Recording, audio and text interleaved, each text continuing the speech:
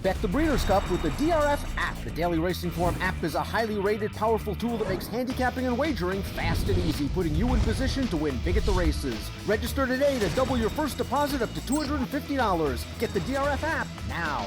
Dan Illman, Mike Beer kicking off the late pick 5 at Keeneland on Breeders' Cup Saturday with race number 8. It's the Breeders' Cup Sprint. Let's take a look at this field. $2 million, the purse for this grade 1, and the story right now, a major scratch. Oh, nothing's gone right for Vacoma the second half of this year, Mike, after scintillating wins in the Carter, after a big win in the Metropolitan Handicap. He missed the summer with injury, and he came down with a cough. He's going to be scratched out of the sprint. Yeah, it's been very unfortunate for a very talented horse. I mean, he was going to be a pretty tough call at a short price in this race anyway, Dan, just because of all the things that have gone wrong for him. I guess now you don't have to worry about it, and now you have a truly wide open race. I was just going to say, now you've got a completely wide open race. The favorite might be 4-1 at post time. Let's throw up the Timeform US pace projector to try to get some clues. You see Vacoma in there as the number 14 chicklet. Visit timeformus.com after scratches are made official on Saturday at Keeneland. This pace projector will automatically adjust. The 10 Yaupon, the 6 Franks Rockette, they're the 2 speeds. Yeah, I mean, it is one of the more interesting aspects of this race because for a Breeders' Cup Sprint going 6 furlongs, there is not a ton of speed in this race. There just aren't that many fast horses, Dan.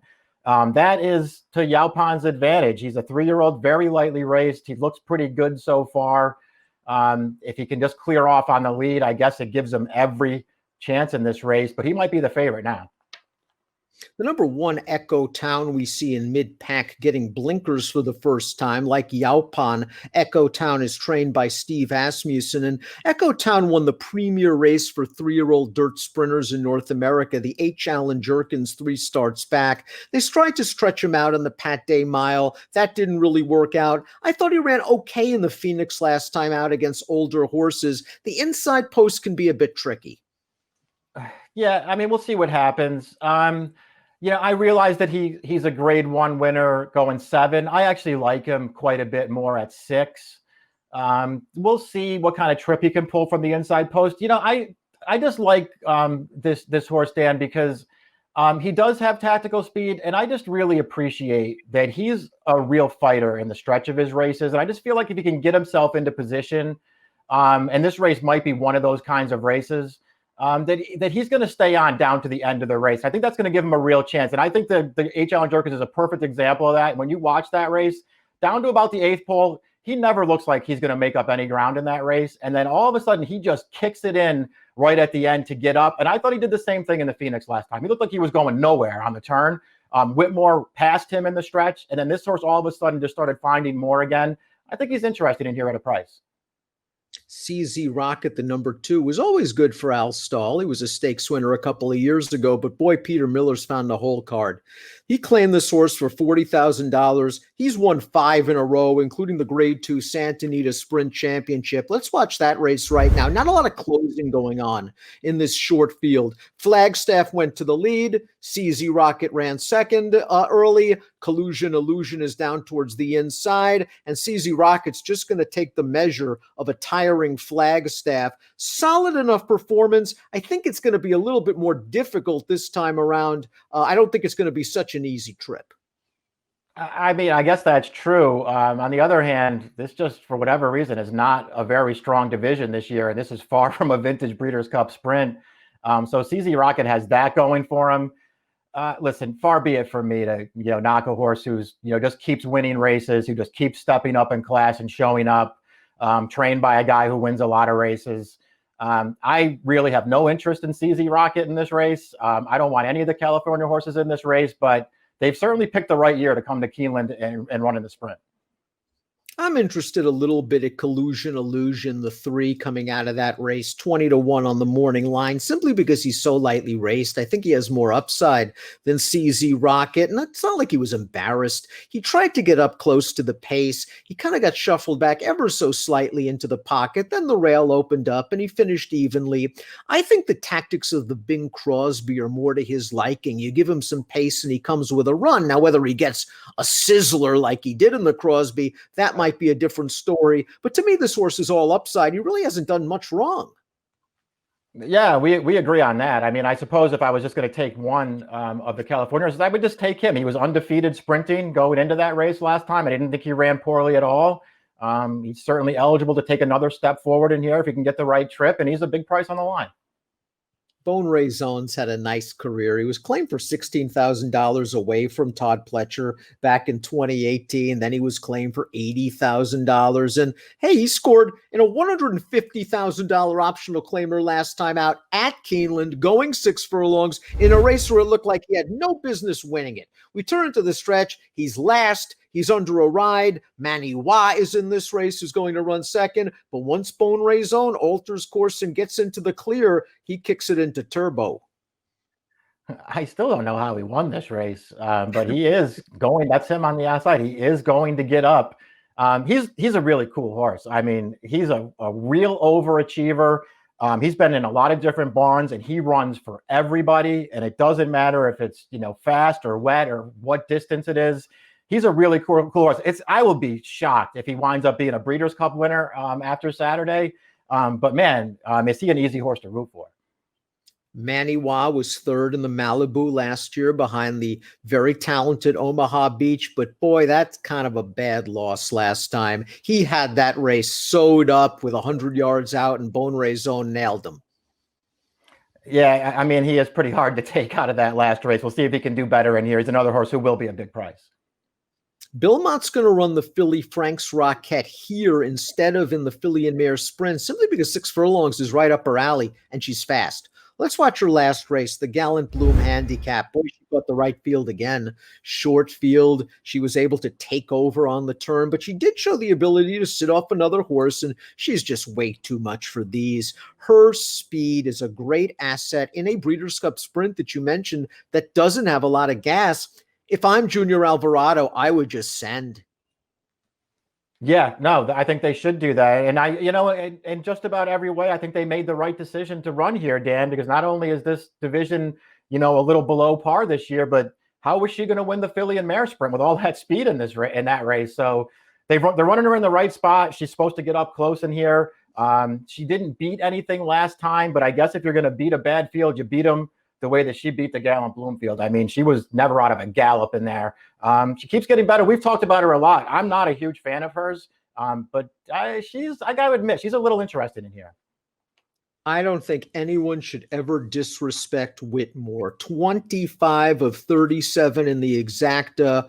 What is it, 3 million plus in earnings, a grade 1 winner. And this is a horse, you just get the feeling that this year they've been prepping for the Breeders' Cup. They usually run him a lot early at Oaklawn Park, and maybe it takes some of the starch out of him at the end of the year, but they've given him breaks. In the Phoenix last time out, I thought he was a little bit flat going the 6 furlongs, but this is a horse that's more tactical than people think. I think he can stay within range, and his good race puts him right there.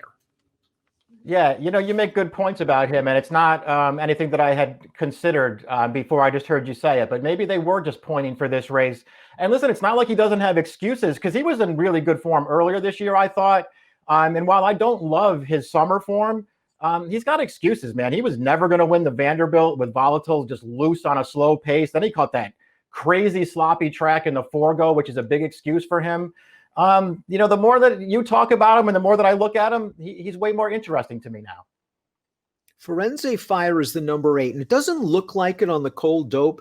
This is one of the more underrated gate horses in the country. He usually breaks great, and that could be key in this race because with this post position, he can break, let the two speeds go, and sit in the catbird seat third on the outside. That's how they like to ride him throughout his career, and that's how he won the Vosburg last time out. Now, it wasn't a vintage renewal of the Vosburg, Mike, but it was nice to see Firenze Fire get back into form. He's on the outside right now. He collars Share the Ride, who's just not that good right now. Funny Guy's a solid enough New York bred, and Gage is coming off the layoff.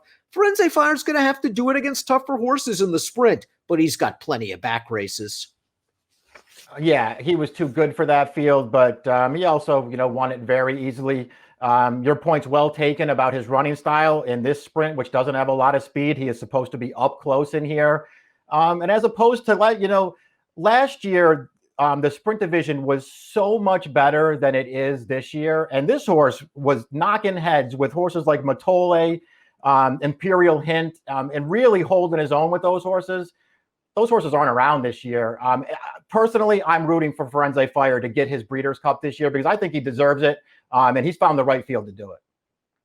Empire of Gold has speed, and maybe he can be part of this pace picture as he was last time out in the Phoenix, where he was completely dismissed at 51-1, had a gigantic lead at the 8th pole and was run down by Diamond Oops. But Empire of Gold showed at least he could step with these horses, and if this pace isn't completely blazing, he should be in with a chance turning into the stretch.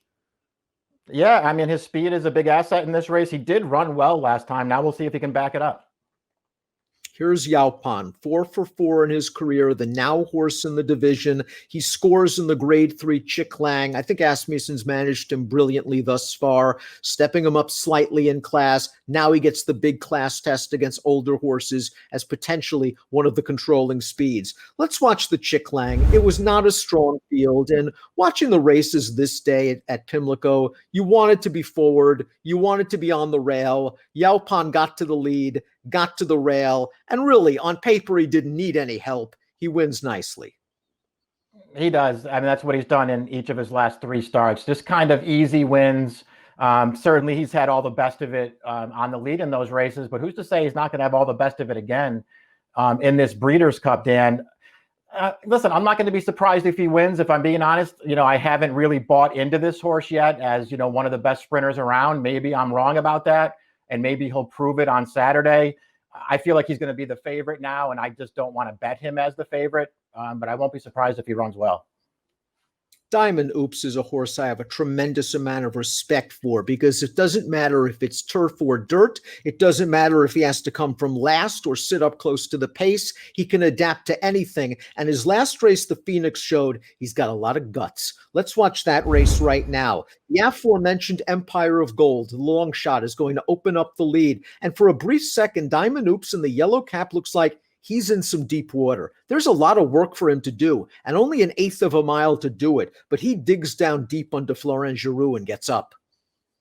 Yeah, it's been the story of his last 2 races, even the turf race prior to that, where he just came from way out of it and got up. Another nice victory for him there. I think you described him perfectly, Dan. I mean, he's just a real fighter. He can get any kind of a trip in a race, so he's not one of those horses who it feels like is going to be compromised if this race isn't run at a fast pace. And then when you start taking his form apart, yeah, he can do anything, turf or dirt, or he can even go long. But he's 6 for 9 sprinting on the dirt in his career. And his last 3 dirt sprints are that Phoenix win we just saw, a 105 Beyer speed figure in the Mr. Prospector last year. And then prior to that, another 105 Beyer speed figure at Saratoga in the Vanderbilt, a grade 1. So obviously, he's probably at his very best sprinting on the dirt. Let's talk a little bit about Hog Creek Hustle, because he's the kind of horse where if you give him some pace, he'll come with a big kick, as he did in the Woody Stevens last year at Belmont Park. Now, last time out at Keeneland, he gave a good performance. We're going to watch it right now. He's going to come with a good kick, but this kick is at 7 furlongs, and the Woody Stevens was at 7 furlongs. And I wonder if Hog Creek Hustle needs 7 furlongs instead of 6, especially if the pace isn't that fast. He's going to run second in here.